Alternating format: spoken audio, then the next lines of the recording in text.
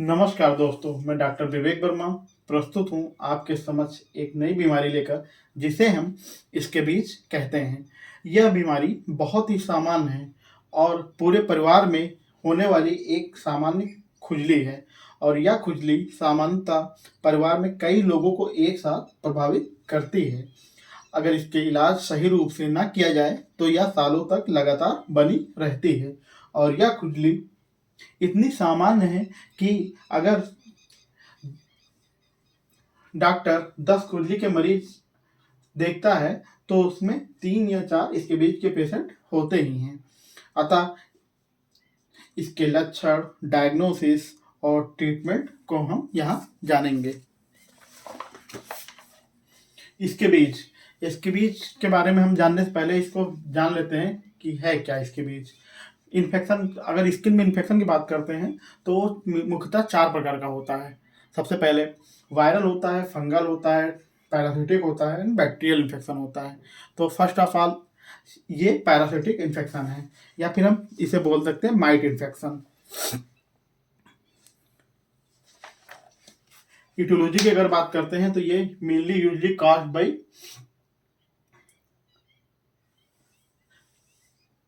सार्कोप्टस इसके बियाई होमिनिस के द्वारा ये मेनली काज होता है। अगर हम इसके माइट के ऊपर बात करते हैं तो ये 8 लेग्स वाला होता है, फ्लैटेंड होता है एंड ओवल होता है। और इसका जो मेनली एडल्ट होता है वो एडल्ट का मेल पार्ट जो होता है 0.2 mm का होता है और फीमेल जो होता है 0.4 mm का होता है।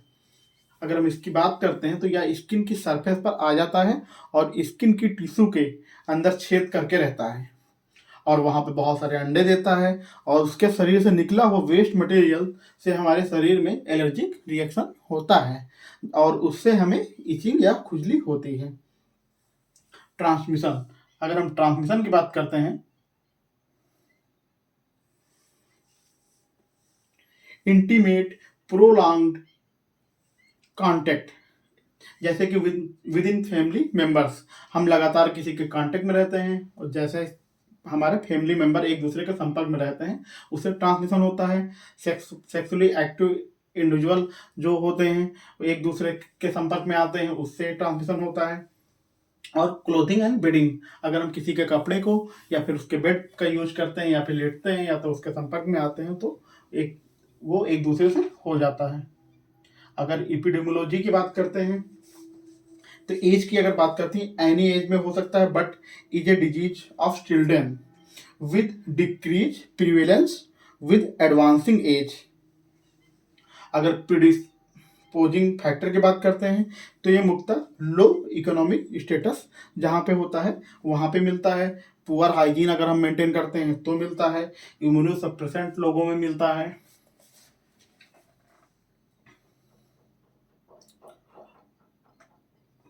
तो फर्स्ट ऑफ ऑल हम कॉमन साइट्स फॉर इसके बीज इन एडल्ट एंड टुडलर्स में बात करेंगे। तो अगर हम कॉमन साइट्स की बात करते हैं तो अगर एडल्ट की सबसे पहले हम बात करते हैं तो रिस्ट में मिलता है, एल्बम में मिलता है, आर्म पिट में मिलता है, एरिया बिटवीन द फिंगर्स मिलता है जहाँ पे वेब स्पेसेज होते हैं एंड वेस्ट पे मिलता है। और अगर बेबीज एंड टुडलर की बात करते हैं तो हेड पे मिलता है, फेस पे मिलता है, नेक पे मिलता है, हैंड्स में मिलता है, सोल ऑफ द फीट मिलता है। इन दोनों में अंतर इतना होता है कि जो एडल्ट्स होते हैं उसमें इसके बीच के जो भी सिम्टम्स मिलेंगे आपको नेक के ऊपर नहीं मिलेंगे। मतलब कि आपका हेड हो गया, फेस हो गया, नेक रीजन हो गया, इसके ऊपर इचिंग नहीं होती। जबकि बेबीज या फिर टुडलर्स की अगर बात करते हैं तो वहाँ पे हेड पे भी खुजली मिलेगी, फेस पे भी मिल सकती है, नेक पे भी मिल सकती है, हैंड्स पे भी तो दोनों भी मिलती है and sole of the feet में दोनों में मिलती है। अगर डिस्ट्रीब्यूशन की बात करते हैं जो कि बताया गया है पहले कॉमन साइट्स, आप देख सकते हैं कि ये बच्चों में face spread in adults but involve in infants, मतलब कि फेस एडल्ट्स पे मेनली नहीं मिलता है लेकिन बच्चों में इन्वॉल्व मिलता है। और एक्जिलरी फोल्ड पे तो दोनों में मिलेंगे एंड बैक पे दोनों में मिलेंगे। बट्टक, नेटल, क्लब, थाई ये दोनों में मिलेंगे। और नोडलर लीजन मेनली एडल्ट मेल में मिलेगा, लेकिन बच्चों में मेनली नहीं मिलता है। रिस्ट तो दोनों में मिलेगा। निप्पल एंड एरियोले फीमेल में मिलता है। एंड मेनली जो देखने को मिलता है पेशेंटों में, वेब्स in involve palm and sole spread in adults but involve in infants. मतलब पाम और सोल जो होता है ये मेनली बच्चों में मिलता है खुजली, और बड़ों में नहीं मिलता है। बड़ों और बच्चों में मेनली अगर पहचानना है तो आप वेब स्पेस अगर उंगलियों में देखते हैं तो वहाँ पे छोटे छोटे लीनियर कुछ पैपुल्स होते हैं। लक्षण की अगर बात करते हैं तो सबसे पहले इचिंग मिलेगा। इचिंग की जो बात होती है ये मेनली सीवियर इचिंग होगी, और पेशेंट बताएगा कि मुझे दिन में खुजली नहीं होती है, लेकिन रात में मैं जब बिस्तर पे जाता हूँ और फिर रात में बिस्तर पे जाने के बाद में जैसे थोड़ा जो है ठंडी का मौसम है तो रजाई गर्म होती है, या फिर गर्मी का मौसम है कि जैसे कपड़े निकालता हूँ थोड़ी ठंडी हवा लगती है तो खुजली बहुत बढ़ जाती है। तो ये खुजली वर्स्ट एट नाइट में मेनली मिलती है। या फिर अगर दिन में बात करते हैं तो ये खुजली अगर पेशेंट लगातार कोई काम कर रहा है तो जो है उसका माइंड डाइवर्ट रहता है और कोई इचिंग नहीं होती है।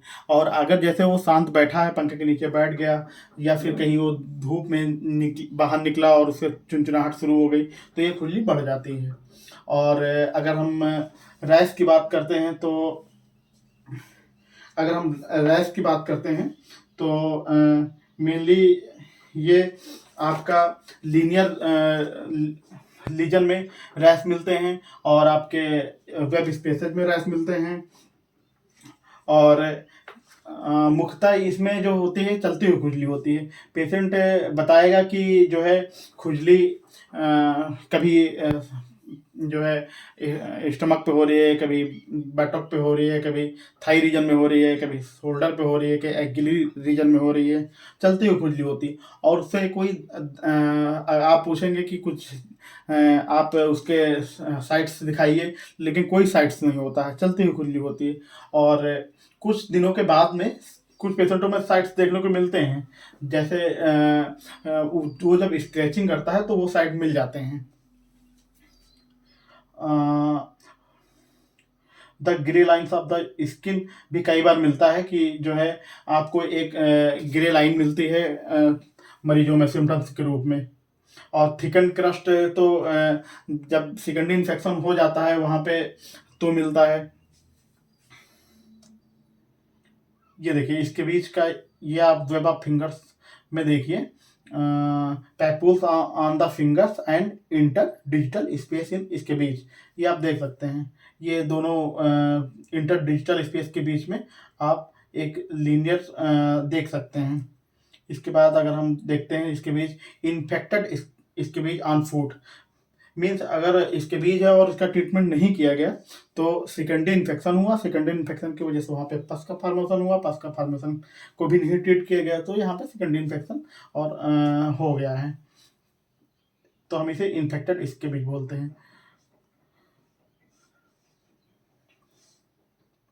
ये इस पेशेंट को आप देख सकते हैं कि इसके कोई भी रैसेज नहीं दिख रहे हैं। ये जो रैसेज हैं ये मेनली उसने इस क्रोसिएशन या फिर खरोच खुजली हुई है, उससे खरोचा मारा है, और खरोच मार के फिर ये इसके जो है ये स्कोरेशन दिखाई दे रहा है, वो भी सीवियर है।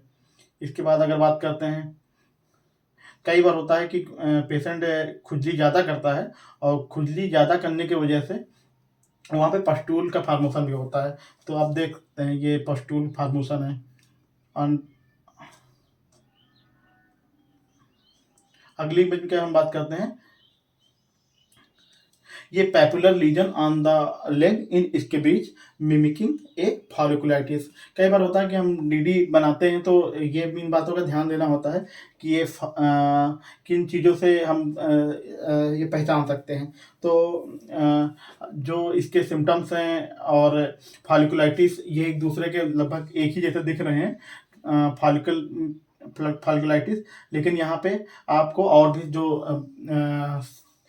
डिफरेंशियल डायग्नोसिस बनाने के लिए बताए गए हैं कि रात में खुजली होती है और सिर के ऊपर नहीं खुजली होती है, ये भी साथ में पूछना पड़ेगा।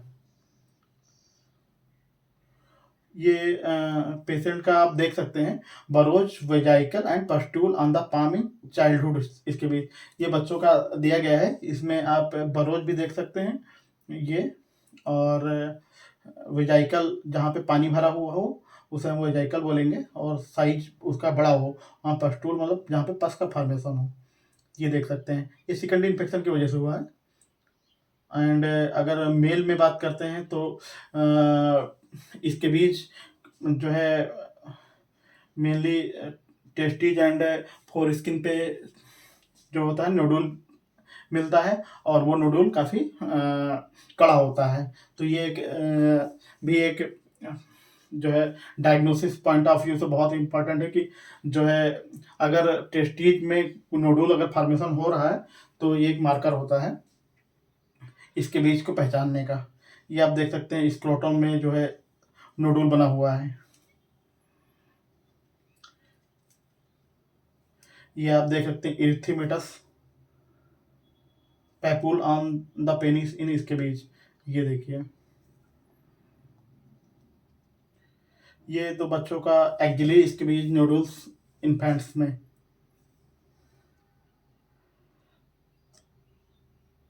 कई बार होता है कि जब हम बहुत ज़्यादा नज़रअंदाज करते हैं और लगातार इसको सेकेंडरी इन्फेक्शन होता रहता है तो उस वहाँ पे क्रस्टेड लीजन बन जाता है।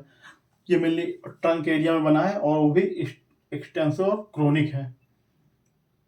इसके बाद अगर बात करते हैं बच्चों में, बताया हमने पहले ही पढ़ा है कि बच्चों में ये मेनली नेक और फेस को भी इन्फेक्टेड करता है। तो आप ये एरिया देख सकते हैं इसके बीच का। एंड अगर ये कई बार होता है कि जो है अगर हम इसे नज़रअंदाज करते हैं तो ये सीवियर हो जाता है, और ये नोडुल जो है पटक पे भी पाए जा रहे हैं। ये मुख्यतः टेस्टिस में होते हैं नोडुल, लेकिन यहाँ पे भी पाया गया है। कई बार होता है कि अगर ये बहुत ज़्यादा खुजली अगर हम कर देते हैं तो वहाँ पे लाइकेनिफिकेशन या फिर खाल वहाँ की मोटी हो जाती है और पिगमेंटेशन भी बढ़ जाता है। ये आप देख सकते हैं groin and abdominal papules and pustule in, इसके बीच कई बार होता है कि हमारे पेट में खुजली होती है और दाने हमें दिखते नहीं हैं, लेकिन हम खुजलाते हैं उसकी वजह से वहाँ पे सेकेंडरी इन्फेक्शन हो जाता है, और सेकेंडरी इन्फेक्शन की वजह से वहाँ पे पस्टूल भी बन जाता है, पैपुल मिलते हैं। ये आप देख सकते हैं, ये मुख्यतः मेनली बच्चों से लेके बड़ों में अगर इसके बीज है तो ऐसे इंटरडिजिटल स्केल या क्रस्टिंग एंड बरो ऑन द हैंड, ये मेनली मिलता है।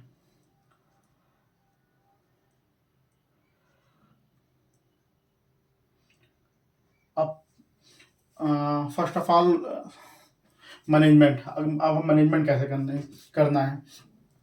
तो मैनेजमेंट से पहले हमें पॉइंट ऑफ डायग्नोसिस पता करना होगा कि हमें डायग्नोस कैसे करना है कि ये मर्ज कैसे हो। तो सबसे पहले हम बात करते हैं डायग्नोस करने के लिए। सबसे पहले हम हिस्ट्री लेनी होगी कि घर में अगर कोई पेशेंट आता है तो हम उससे बोलते हैं भाई कि आपके घर में किसी को और तो खुजली नहीं है। अगर किसी और को खुजली है तो एक ये मानक होता है कि उसे स्कैबिज हो सकता है। दूसरा, पेशेंट के पूरे शरीर में खुजली हो रही है, लेकिन अगर बड़ा पेशेंट है या फिर एडल्ट है तो उसके चेहरे पे नहीं होती है, या फिर हेड रीजन में नहीं होगी, फेस पे नहीं होगी, नेक पे नहीं होगी। दूसरा, ये पॉइंट ऑफ डायग्नोसिस हो जाएगा। तीसरा, चलती हुई खुजली होती है, पेशेंट बोलता है कि मेरे दाने कहीं दिखाई देते नहीं हैं, लेकिन कभी पेट पे होगी, कभी पैर पे होगी, कभी पटक पे होगी, कभी थाई रीजन में होगी। तो एक तीसरा पॉइंट ऑफ डायग्नोसिस ये है। चौथे की अगर हम बात करते हैं तो ये खुजली हम मुख्यतः रात की खुजली बोलते हैं, मतलब कि ये वर्स एट नाइट, ये खुजली रात में बढ़ती है। चार ये मेनली हो गए हैं। और पांचवा अगर हम बात करते हैं तो ये खुजली जो होती है कुछ इसके अपने स्थान होते हैं, जैसे वेब ऑफ फिंगर्स में मुख्यतः मिलता है, या फिर आपके अंडरगारमेंट एरिया में मिलता है। और मेल में अगर बात करते हैं तो आपके स्क्रॉटम या पेनिस पे नोडुलर लीजन मिलते हैं। और अगर फीमेल की बात करते हैं तो मेनली जो है ब्रेस्ट एरिया पे इचिंग मिलती है। तो इससे हमें पता चल जाता है कि हम 5-6 जो पॉइंट बताए हैं उनसे आपको ये कंफर्म कर सकते हैं कि उसे इसके बीज है कि नहीं इसके बीज है। अगर हम इन पांचों में से 2-3 पॉइंट अगर हम देख लेते हैं तो हमें इसके बीज का पूरा अच्छे से ज्ञान हो जाता है। अब हम मैनेजमेंट की बात करते हैं।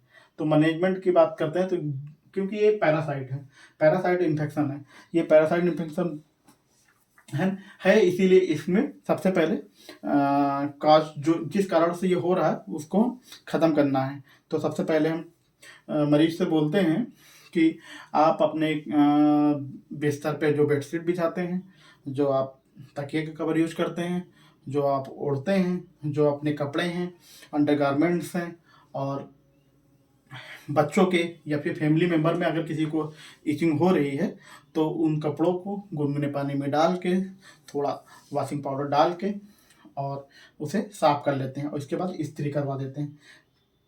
इसके बाद में जो हम मैनेजमेंट या ट्रीटमेंट करते हैं तो उसमें सबसे पहले, क्योंकि ये पूरे शरीर में होता है तो इसीलिए सबसे पहले इसमें मेडिकेटेड सोप चलते हैं। मेडिकेटेड सोप जो इसमें चलते हैं मेनली एंटी पैरासाइट या फिर एंटी स्केबाइडल चलते हैं। उसमें मेनली जो साबुन होती है टेटनोसाल, जिसमें मोनोसल्फेटम मेडिकेटेड सोप होता है, फार्मूला होता है, इसके ओमा सोप चलती है, इसके ब्लाइस सोप चलती है। इन तीनों सोप में से कोई भी सोप लेना होता है और इसको पूरे शरीर में सुबह नहाते समय पूरे शरीर में गर्दन से नीचे, अगर छोटा बच्चा है तो चेहरे पे भी थोड़ा सा लगा के और शरीर में लगाने के बाद में साबुन को रख देना है और 2 मिनट लगा के ऐसे ही फेना बना के छोड़ देना, ताकि इसके अंदर की जो भी दवाइयाँ पड़ी हुई वो अच्छे से काम कर जाएं और थोड़ी देर पूरे शरीर में लग जाए।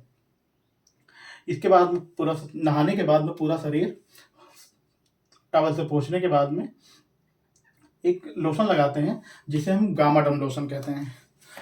ये तो एक नाम हो गया। इसमें जो फार्मूला है लिंडेन या फिर हम इसे BSC बोल सकते हैं, gamma benzene hexa chloride formula होता है इसमें। तो ये भी एक प्रकार का इसके बाद इसके एज को ख़त्म करने के लिए मेनली यूज होता है। लेकिन इसमें 2 चीज़ें देखनी होती हैं। अगर पेशेंट 5 साल से कम है और प्रेग्नेंट है और लैक्टेटिंग मदर है तो हम इसको मेनली गामाडम लोशन को अवॉइड करते हैं। तब उसकी जगह हम पर्टिकुलर परमेथिन क्रीम यूज करते हैं। बच्चों में मेनली परमेथिन क्रीम यूज करते हैं, लैक्टेटिंग मदर में परमेथिन क्रीम यूज करते हैं, और अगर प्रेग्नेंट वोमेन है तो वहाँ पे परमेथिन क्रीम यूज करते हैं। इसके अलावा अगर हम गामाडम लोशन यूज कर सकते हैं। इसको लगाने का तरीका है, सुबह नहाने के बाद में पूरे शरीर में गर्दन से नीचे पूरे शरीर में लगाना है और कोई भी ऐसा स्थान नहीं है जहाँ पे छोड़ना है। इसके बाद में रात में सोते समय अगर सेकेंडरी इन्फेक्शन है, अगर वहाँ पे पस निकल रहा है, वहाँ पे अगर ब्लड निकल रहा है, वहाँ पे स्क्रैचिंग कर रखा है वहाँ पे, तो आपको ये पर्टिकुलर लोकलाइड एरिया पे कोई भी मिक्स्ड क्रीम जो जिसमें आपका माइकोनाजोल या फिर नियोमाइसिन एंड क्लोबस्ट्रॉल प्रोपेनेट, इसके अलावा आप कई फार्मूले की क्रीमें आती हैं मिक्स्ड इन्फेक्शन की, वो आप लगा सकते हैं। और वो एक लोकलाइज एरिया जहाँ पे आपको सेकेंडरी इन्फेक्शन है वहाँ पे ही लगाना है। इसको आपको लगातार 10 से 12 दिन लगाना है। और आपको एक दवाई जो आपको इचिंग बहुत सीवियर हो रही है उसके लिए पर्टिकुलर आप एक लियोसिट्रिजिन का सिरप ले सकते हैं या फिर हाइड्रोक्सीजिन का सिरप ले सकते हैं, जिसे एट्रैक्स के नाम से आता है। 2 ml रात में बच्चों को दे सकते हैं। अगर बड़ा कोई एडल्ट है तो एट्रैक्स की गोली खा सकते हैं, लेकिन अगर वो एडल्ट वर्क कर रहा है तो वहाँ पे लियोसिट्रिजिन या फिर एलेग्रा का यूज कर सकते हैं। और एक ख़ास बात, इसमें मुख्यतः जो दवाई एक एंटी पैरासिटिक चलानी होती है या फिर एंटी वर्म की गोली खानी होती है, जिसे हम यूरमेक्टिन कहते हैं, वो भी रात में सोते समय खिलानी होती है। वो पहले दिन या 10वें दिन 2 बार या फिर 1 बार ही खिलाई जाती है। और अगर सेकेंडरी इन्फेक्शन बहुत ज़्यादा है और आपका मिक्स इन्फेक्शन के क्रीम से नहीं सही हो रहा है, तो आपको खाने में ओरल में भी दवाई खानी पड़ेंगी, जिसे हम मुख्यतः एंटीबायोटिक एजिथ्रोमाइसिन यूज करते हैं।